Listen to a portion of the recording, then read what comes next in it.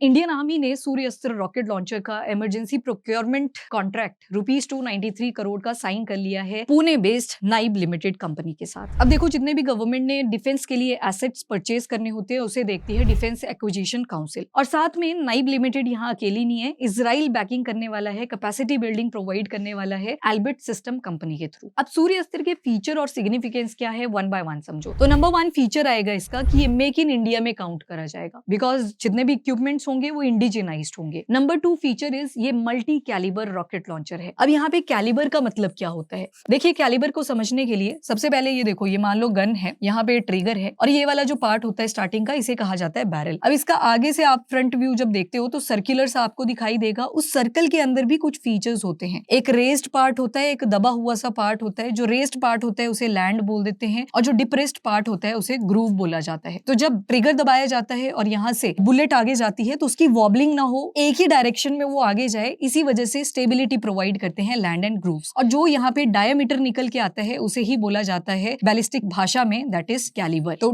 जितना भी डायमीटर होता है, जैसे मैंने बोला कोई आर्टिलरी गन है 155 mm की, तो उसके डायमीटर को रिप्रेजेंट कर रहा है, उसके कैलिबर को रिप्रेजेंट कर रहा है। यानी कि सूर्य अस्त्र रॉकेट लॉन्चर के अंदर मल्टीपल टाइप ऑफ वेपन्स और मिसाइल यूज करे जा सकते हैं। नंबर 3 फीचर इज ये surface to surface rocket launcher है और इसकी रेंज 150 किलोमीटर से 300 किलोमीटर तक रहेगी। नंबर 4 फीचर, इसके अंदर प्रिसीजन स्ट्राइक बहुत ज्यादा एक्यूरेसी के साथ रहेगी। एक स्टैंडर्ड टर्म होती है जिसे बोला जाता है CEP, यानी कि सर्कुलर एरर प्रोबेबल। कोई भी मिसाइल या वेपन की जब टेस्टिंग करी जाती है, कितना एक्यूरेटली ये स्ट्राइक करेगा, तो इसी स्टैंडर्ड मेजर के थ्रू करा जाता है। तो देखा गया कि 5 मीटर की रेंज में भी इस रॉकेट लॉन्चर का यूज किया जा सकता है। 5th feature is loitering munition को भी अटैक कर सकता है। अब देखो, आपने 2 टर्म सुन रखी हैं, वन इज ड्रोन और दूसरा आता है UAV। जो ड्रोन होता है ये सिविल और मिलिट्री दोनों ही पर्पसेस से टर्म यूज कर ली जाती है, पर अगर पूछा जाए स्पेसिफिकली ड्रोन को मिलिट्री की लैंग्वेज में क्या बोलोगे, तो अनमैन्ड एरियल व्हीकल्स। जैसे आपने सुना होगा कि वेडिंग शूट करा जाएगा ड्रोन के जरिए, ड्रोन शूट जिसको आप बोलते हो, तो मतलब सिविल पर्पस या फिर मिलिट्री पर्पस के लिए एक कॉमन टर्म रहती है ड्रोन, पर अगर स्पेसिफिकली मिलिट्री टर्म देखोगे तो UAV आ जाता है। अब ड्रोन्स की भी बहुत सारी टाइप्स होती हैं, जैसे एक आता है लॉइटरिंग म्यूनिशन। ये अपने टारगेट के ऊपर पहले घूमते रहेंगे, वेट करेंगे कि प्रिसीजन के साथ अटैक करना है। जैसे ही आइडेंटिफाई कर लेते हैं कि यहाँ पे मेरा टारगेट है, ये खुद भी कई बार खुद को डिस्ट्रक्ट कर देते हैं। इसी वजह से इन्हें सुसाइड ड्रोन्स या फिर कामिकाजे ड्रोन्स भी बोल दिया जाता है। 6th फीचर है शूट एंड स्कूट ऑपरेशन। अब देखो, ये डिप्लॉयबल रहेगा BEML के ऊपर, यानी कि भारत अर्थ मूवर्स लिमिटेड। तो जैसे ही अटैक करेगा अपनी जगह से दूसरी जगह पे डिप्लॉय कर जाएगा। तो सिग्निफिकेंस यहाँ से आपको दिख रहा है, सूर्य अस्त्र रॉकेट लॉन्चर मेनली यूज होगा for the deterrence purpose. Multiple type of artillery आप एक ही रॉकेट लॉन्चर के अंदर यूज कर पाओगे।